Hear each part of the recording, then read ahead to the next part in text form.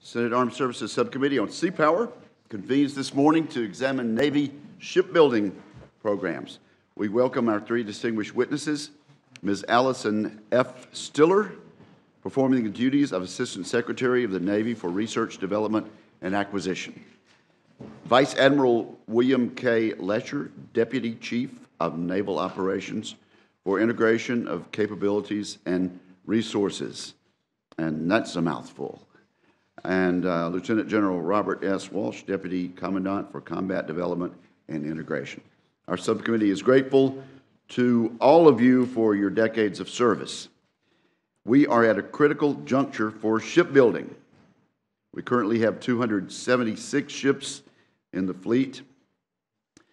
In 2016, after deliberation and consideration, the Navy increased its requirement to 355 ships for the battle fleet, a figure that is supported by a number of congressionally mandated future fleet architecture studies. Admiral Richardson, the Chief of Naval Operations, believes we need to reach the 355 ship objective in the 2020s. Given the timelines for new ship construction, such as the 5 years it takes to build a new submarine, the nation must commit to building a bigger Navy now.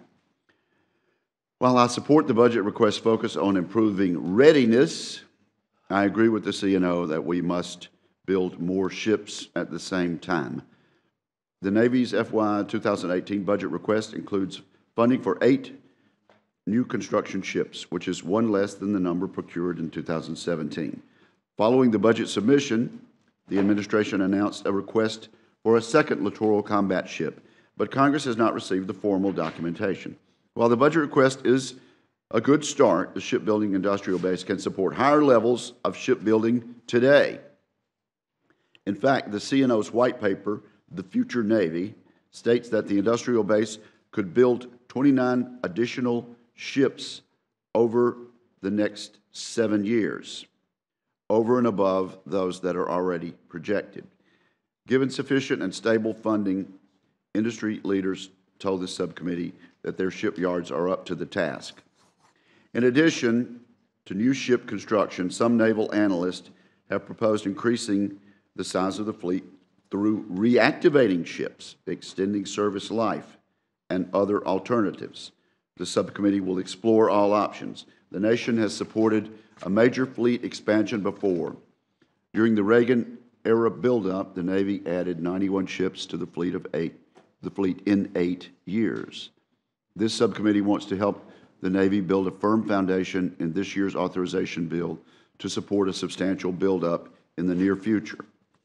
There is no time to waste. Our real and potential adversaries are outcompeting the United States in this area. Our maritime edge is eroding. If we fail, I believe General Dunford's assessment will come to pass that within 5 years we will lose our ability to project power, the basis for how we defend the homeland, advance U.S. interests, and meet our alliance commitments. These are the words of the Chairman of the Joint Chiefs of Staff.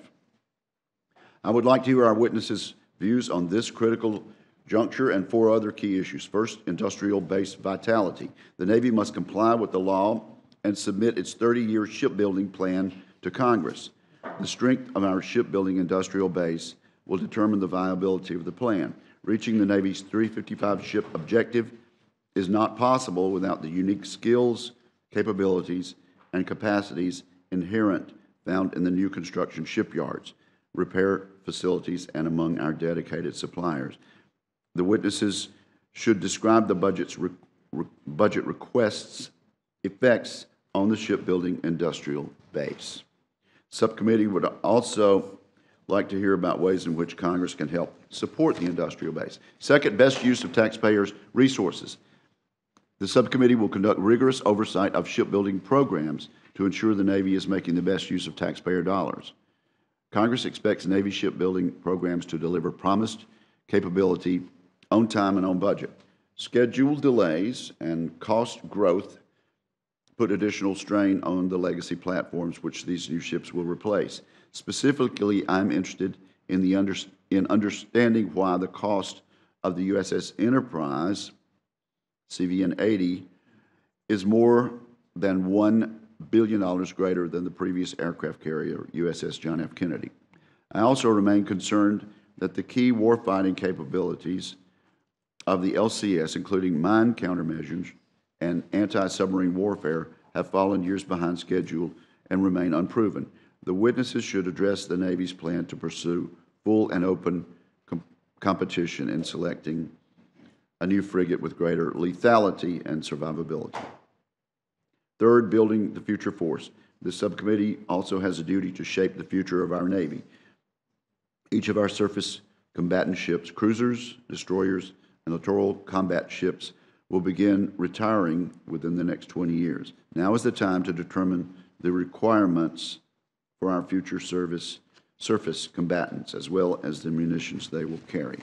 I remain concerned that the Columbia-class submarine program, second largest DoD acquisition program, may stress our already constrained shipbuilding budget. This is an important program, but we do need to look at the strains it places on the budget. And fourthly, amphibious ships. The Navy and Marine Corps continue to serve as the linchpin of American force projection around the globe. I'm interested in ways we can address the demand from our combatant commanders for amphibious ships. The combatant commanders need more than 50 amphibious ships on a day-to-day operational basis, but the current inventory includes only 31 amphibious ships. The witnesses should discuss the Navy's ability to accelerate procurement of the next amphibious assault ship, known as the LXR. So thank you to our witnesses, and thank you to interested Americans who are attending. And I now recognize my good friend and ranking member, Senator Hirono.